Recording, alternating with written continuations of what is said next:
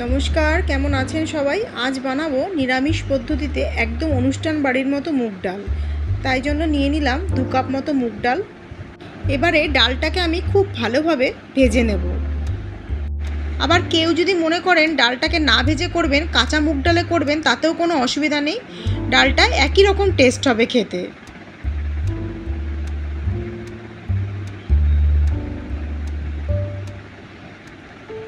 কিছুক্ষণ ধরে নাড়িয়ে চাড়িয়ে এইভাবে ভেজে নিলে ডালটা লাল লাল হয়ে যাবে।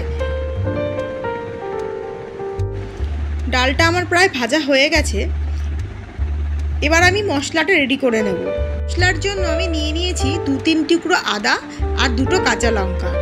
এবার খুব ভালোভাবে একটা পেস্ট তৈরি করে নেব। এবার কড়াইতে তেল দিয়ে দিয়েছি। আমি এই রান্নাটার জন্য সরষের তেলই ব্যবহার করছি। এর মধ্যে দিয়ে দিলাম গোটা গরম মশলা, দারচিনি, এলাচ, লবঙ্গ, 2টো তেজপাতা আর ছোটো চামচের 1/2 চামচ গোটা জিরে, আর দিয়ে দিচ্ছি কিছুটা কাজু আর কিশমিশ। সব উপকরণগুলো একসাথে ভালোভাবে ভেজে নেব। কাজু কিশমিশটা ভালোভাবে ভাজা হয়ে গেছে। কিশমিশগুলো ফুলে ফুলেই উঠেছে। আর বেশিক্ষণ ভাজবো না, এতে কিশমিশগুলো পুড়ে যেতে পারে। এর মধ্যে এবার ডালটা ধুয়ে দিয়ে দিচ্ছি।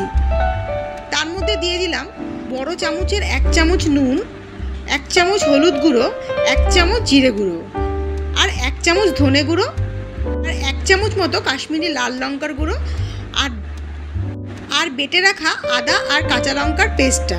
এবার খুব ভালোভাবে নাড়াচাড়া করে নেব।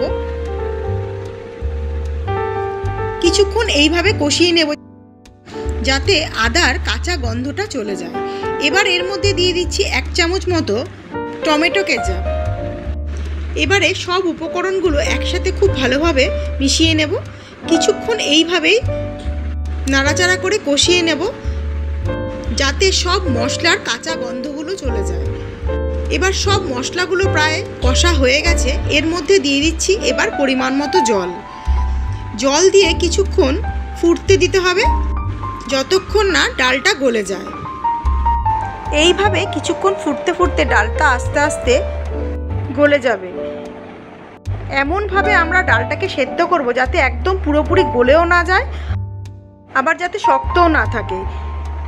এই রকম একটু ফাটা ফাটাভাবে ডালটাকে সেদ্ধ করে নেব। স্বাদটা খুব ভালো হবে। ডালটা আমার হয়ে গেছে, ঠিক এই রকম অবস্থায় থাকবে। এবার দিয়ে দিচ্ছি খানিকটা চিনি, আর দিয়ে দিচ্ছি কিছুটা গরম মশলার গুঁড়ো। এবার ভালো করে সব উপকরণগুলো একসাথে মিশিয়ে নেব। ডালটা আমার রেডি হয়ে গেছে, নামিয়ে নিয়েছি। এবার শেষে 1 চামচ ঘি দিয়ে পরিবেশন করছি। নিরামিষ ডালটা কীরকম লাগলো জানাবেন। সবাই খুব ভালো থাকবেন আর সুস্থ থাকবেন।